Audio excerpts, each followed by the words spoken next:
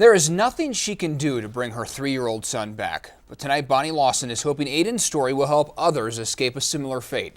Bonnie and her husband found Aiden floating in a pond near their home after they searched for him for close to an hour. Aiden was rushed to Children's Hospital, but it was too late.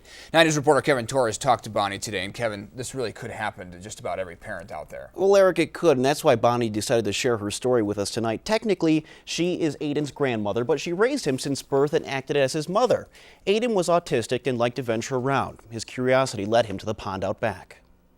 He was just so happy. He was full of life. In a matter of seconds, a young life was lost. There was nothing, no sign that he was there. Bonnie Lawson is Aiden's grandma, but since birth he knew her as Mom. He was my son. On Saturday, the two were playing around the house when Aiden slipped out back and managed to climb over the fence. He went over. There's no gate.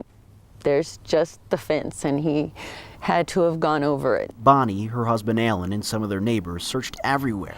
And it just got longer, longer. Until they were brought back to the pond.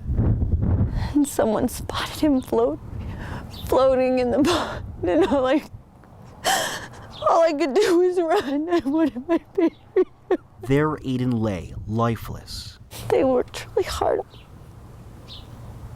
And they life-flighted him down to Children's, where they continued to work on him. But it was too late. I prayed, but I knew he'd been in that water 45 minutes or more. I mean, you hear of miraculous things happening, but I knew that he wasn't going to recover from this one.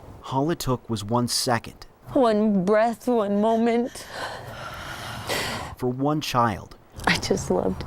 To force one mother to ask herself one simple question over and over. I keep thinking, what if I'd have just done one thing different, just one?